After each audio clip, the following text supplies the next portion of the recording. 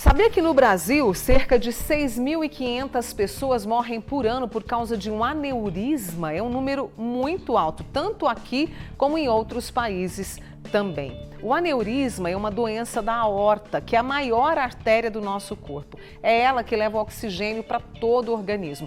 E a gente vai entender mais sobre as doenças da aorta com o cardiologista Dr. Anderson Rodrigues, que está aqui com a gente. Anderson, mais uma vez, obrigada por ter vindo, viu? Eu que agradeço, muito obrigado. Então, a aorta é essa artéria importantíssima. Dependendo de alguns fatores, ela pode ali ser prejudicada, né? Levando ao aneurisma. Isso.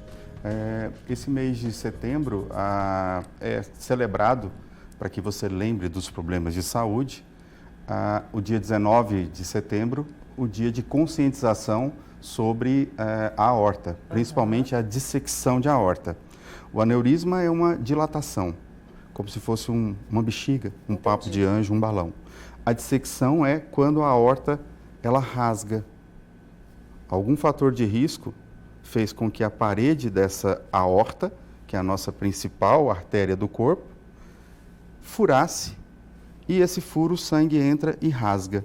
Isso é a dissecção de aorta, que é algo que tem uma mortalidade muito alta nas primeiras 24 horas, quase 68% de mortalidade nas primeiras 48 horas, 70% de mortalidade na primeira semana em que o paciente apresenta esse problema, que é a dissecção de aorta. A gente está mostrando lá algumas imagens, inclusive, que você nos mandou, e não tem sintomas. Quando ela faz esse rasgo, o aneurisma tem algum sintoma, por isso a gravidade? Perfeito.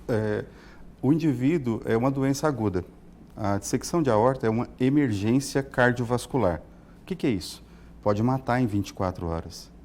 Então, a mortalidade é muito alta. Quando a pessoa chega ao pronto-socorro, que ele começa a apresentar dor abdominal ou dor torácica, é uma dor rasgando, como se fosse uma facada muito intensa, e essa dor irradia para as costas. Então, essa é a característica principal da dor da dissecção de aorta. O paciente vai apresentar alguns outros sinais, ele pode ter rouquidão, ele pode ter a queda de uma das pálpebras, ele vai mudar a sudorese, tudo isso porque quando essa aorta rasga, forma ali um coágulo naquele local que rasgou, aquele sangue se acumula. E aquele sangue vai comprimir estruturas anatômicas ao redor. E aí aperta algum nervo aqui, um nervo ali, e quando aperta esse nervo vai levar a rouquidão, vai levar a alterações estranhas, inclusive, né? Paralisia de cordas vocais. Então, o doente que chega a um pronto-socorro com essas queixas, principalmente dessa dor rasgando, que caminha para as costas, com uma sudorese muito intensa, uma dor a sensação de morte iminente, ele tem que ser rapidamente examinado, palpam-se os pulsos, eu vou palpar o pulso aqui, por exemplo, na artéria do pé, e ele vai estar diferente entre um pé e outro. Nossa, então, é simples assim, Você tem que suspeitar, então a importância é muito do treinamento médico. Quando o médico está muito bem treinado na emergência, ele vai receber uma dor no peito e ele não vai pensar que primeiro é infarto. Tem sempre que ter a hipótese de diagnóstico de infarto, pneumonia, pneumotórax. Então, existe uma gama muito grande de hipóteses diagnósticas quando você tem uma dor no peito. Eu tenho que pensar várias coisas e não só um diagnóstico. Inclusive, numa dissecção de aorta, se eu pensar que é infarto e injetar o medicamento, que se chama trombolítico, para tratar o infarto, e é uma dissecção de aorta, esse doente vai morrer. E aí, no caso, diagnosticando dessa forma rápida, você bem lembrou a questão do treinamento, né, dessa sagacidade ali no momento do atendimento. É cirúrgico o tratamento ou não, para poder reverter o quadro? O tratamento ele pode ser, primeiramente, o tratamento clínico, o paciente tem que ser estabilizado. Então, ele chegou com a dor, eu acho que pode ser um aneurisma, uma dissecção de aorta. Esse paciente, se tiver tempo hábil, ele vai para um exame de raio-x, ele pode ir para uma tomografia, ele pode ir para um eco transesofágico e ele pode ir para uma ressonância. Tudo isso vai depender da avaliação do médico para saber se aquele doente pode ter tempo para fazer um raio-x, para você ver que no raio-x vai ter um alargamento aqui no meio do peito que vai mostrar uma imagem diferente. Em vez de estar num certo diâmetro a imagem da aorta, ela vai estar dilatada para um lado. O raio-x é um exame básico que pode mostrar isso, mas às vezes o doente está instável e não tem tempo hábil para fazer um raio-x, então ele precisa rapidamente ir para uma angiotomografia, ele precisa, se tiver disponível o serviço no momento, ele pode fazer um ecocardiograma. Tudo isso vai mostrar se existe essa dissecção, se a válvula aórtica, que é onde a aorta gruda ali no coração, tem uma válvula que se chama válvula aórtica. Se essa válvula foi comprometida, se esse doente tem, qual é a extensão dessa aorta.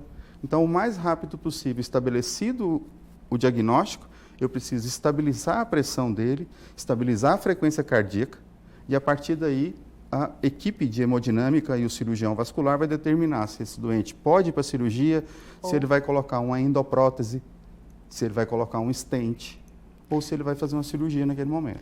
Pergunta chegando aqui para você, Anderson, eu já ia fazer essa mesma. Quais são os fatores de risco, né? Para dissecção, para dilatação? É muito importante que primeiro as pessoas tenham um diagnóstico precoce sobre a pressão arterial. O principal fator de risco, alguns estudos mostram que cerca de 70%, 72% até 75% das pessoas que têm dissecção de aorta eram hipertensos. Então, procure saber qual é o seu valor de pressão arterial, se você é hipertenso, para que você precocemente comece a tratar esse problema, porque senão ele vai trazer consequências ruins. Além de você ter um risco de infarto, derrame, a pressão alta também leva a dissecção de aorta. Outros fatores de risco, o cigarro, o tabagismo, seja ele convencional, narguilé ou cigarro eletrônico. Além da hipertensão, do tabagismo, nós temos também o colesterol, que mexe dentro da parede do vaso, e aí isso faz também a parede da artéria, no caso a aorta, ter uma chance de rasgar. E existem outros fatores de risco.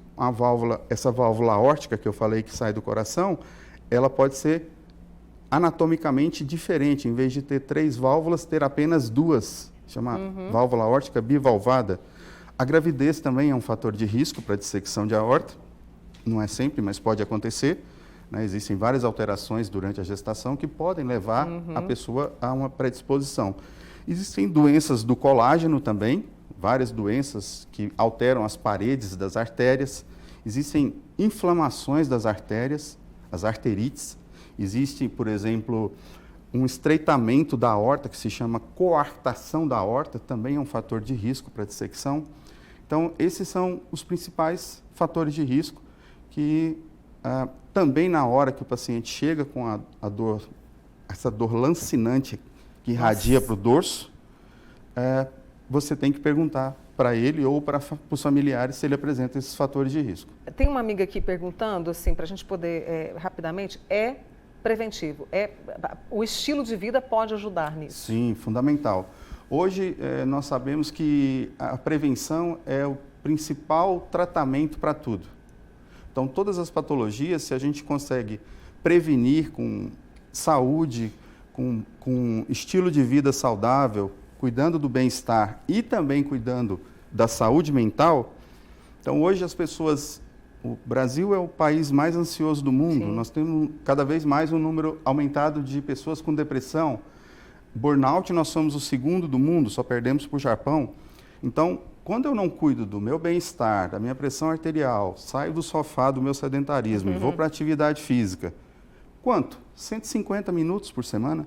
5 vezes de 30 minutos cada um. Então, eu tenho que buscar preventivamente me alimentar adequado, tratar da minha saúde mental, cuidar do meu peso, né, da minha circunferência abdominal, diminuir a minha obesidade, não fumar e tratar esses fatores de risco psicossociais. Eu vou pedir a vocês que não apaguem as perguntas aqui que vocês mandaram para o Dr. Anderson, né? Eu preciso encerrar, mas claro que em breve ele volta. Obrigada, viu, Anderson, pela participação aqui comigo, tá bom? Prazer enorme, muito obrigado. Deixa eu apresentar mais uma vez o Dr. Anderson Rodrigues, ele que é cardiologista, explicando para a gente mais sobre as doenças da aorta. Muito obrigada aqui, olha.